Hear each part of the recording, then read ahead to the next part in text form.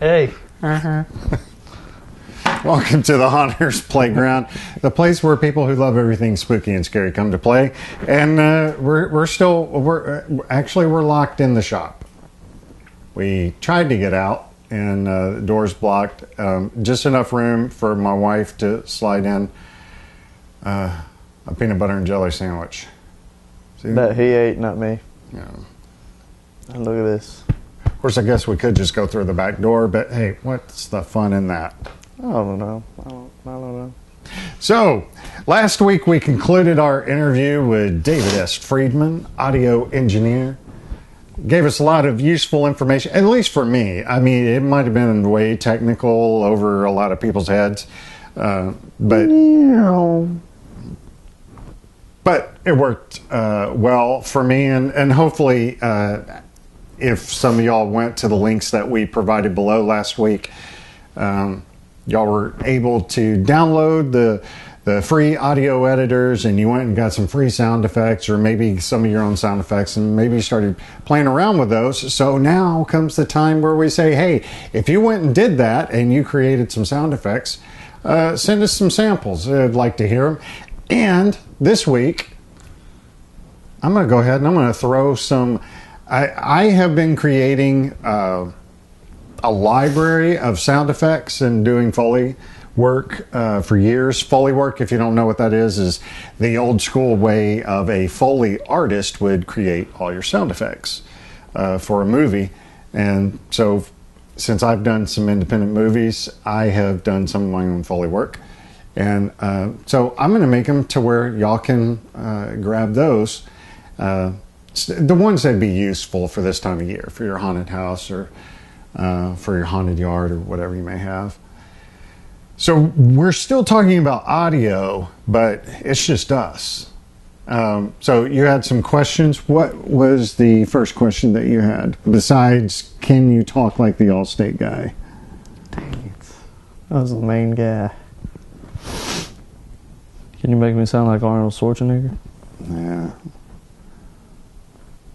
You're really kind of getting lost with what the audio is. We're talking about sound effects. Oh. Dang it. Okay, so since Josh obviously didn't read the script this week, think of what, as a kid, what was the scariest sound you can think back to? Probably a creaking door. I think pretty much everybody would say the creaking door sound effect. And you can scour the web and you can find hundreds of creaking door sound effects. Now, for you older viewers like me, the creaking door sound effect I remember is the one that came on the Disney Haunted Mansion album, an actual record. You know what a record is, Josh? Yeah, I used one of to those listen big to giant black CDs. Used to listen to them at my grandma's house. And so those kind of things are what bring up, those feelings, and that's kind of one of those key things is when you're creating these audio files, these sound effects, you might have to target them to where they relive a certain memory in your mind, but hopefully they'll bring up memories in someone else's mind. And so if you get that sound effect really good, really sounding like what you remember, it can do a world of change to some things. When you're doing a home haunt, it's a whole lot easier to go and get like the old Disney sound effects and use them in your haunt. As pro haunters, though, there are a lot of laws, rules, and regulations that you really need to abide by. And so it can get really kind of in a, not even a gray area, just kind of a black area where if you're using copywritten material, a company like Disney may not take to that all too well, and they could come in and shut you down. And so for a pro haunter, I mean, that's the last thing that you need is, especially if you're trying to make a break-even year or something, and a big company like Disney come in and shut you down. With other companies like Netherworld, they make haunted house CDs and they have sound effects and stuff like that where they kind of expect people to use them in their pro or home haunts. And so there are companies out there that when you buy their CD or MP3s, they're expecting you to use them for a mass audience to hear. And that's usually where the law comes into effect. It's all about how many people are hearing this sound effect.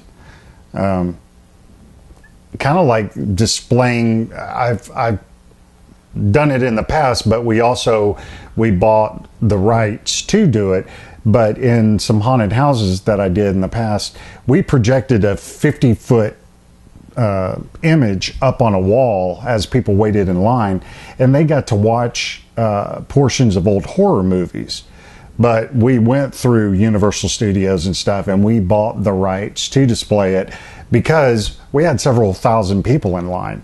And so at that point, you have charged admission. And the way some of these laws work out is if you have over like 20, 25 people, then you're breaking the law.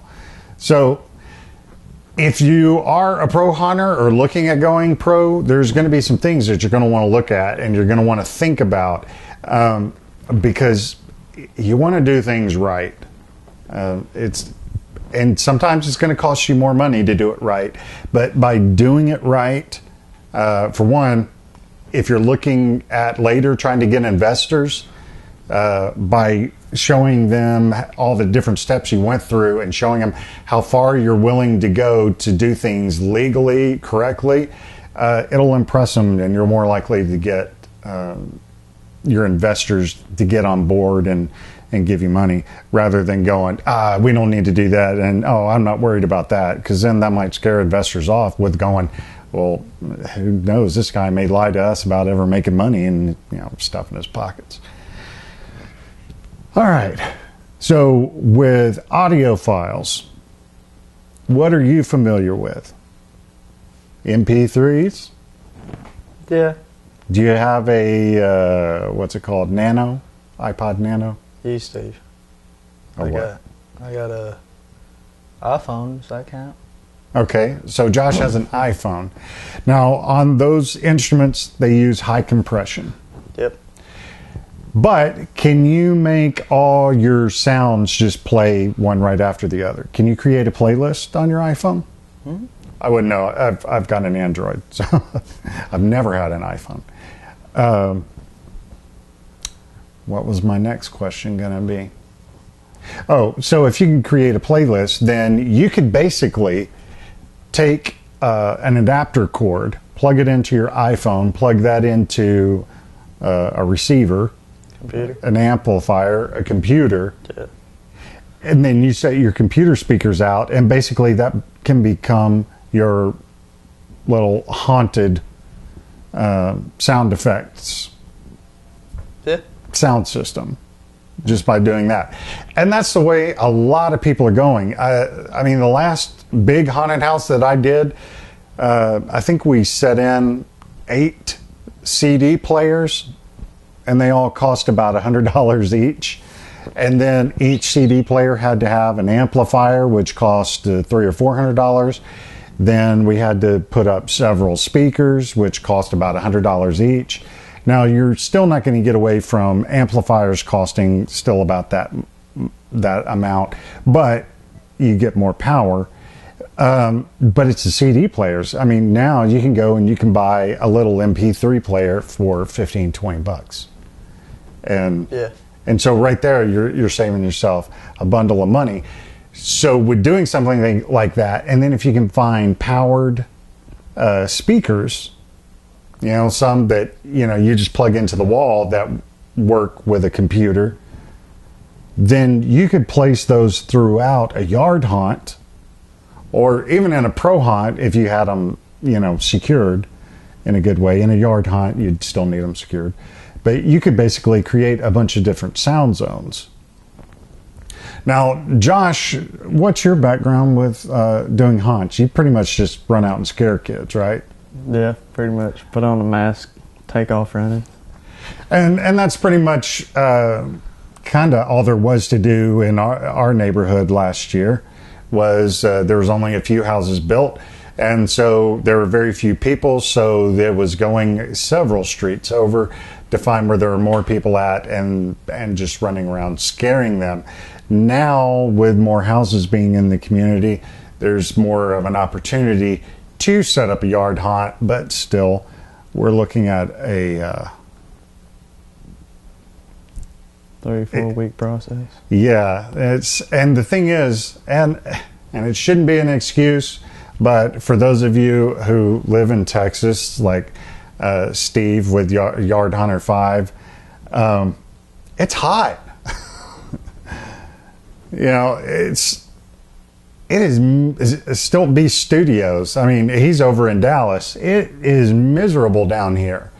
And then where we are located, there's a huge break where we get pretty much a steady stream of wind all the time that will go anywhere from 20 to 60 miles per hour all the time.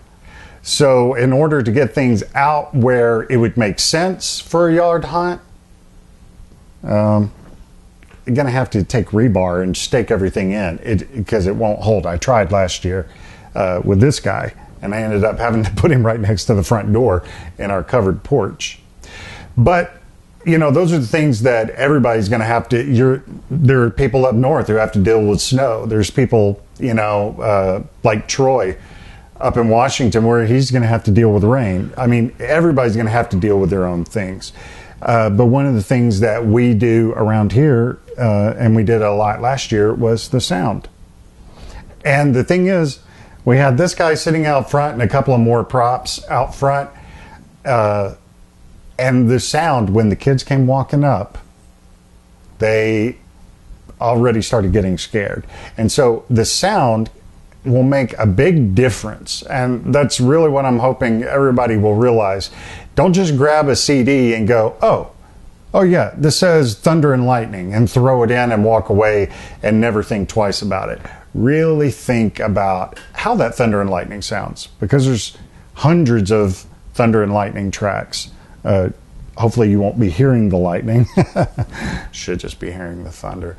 But anyway, just think about it a little bit more. And after the season's over, as we go into later this year and into next year, we're going to start seeing about how we can add the lighting effects with the sound effects to bring it all together. Strobe light. There's always a party with this guy. Yeah, boy. All right, so next week is Halloween. Oh, man. Get excited.